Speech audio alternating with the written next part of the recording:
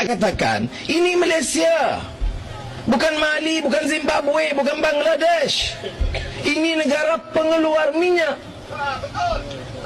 Kita ekspor minyak, untung puluh bilion ringgit satu tahun.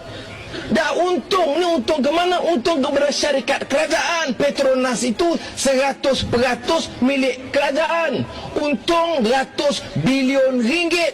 Lepas tu nak kenakan, nak naikkan harga minyak. Sebab apa? Sebab katanya Indonesia naik, Thailand naik, kita kena naik. Indonesia import minyak, bukan pengeluar minyak. Thailand import minyak.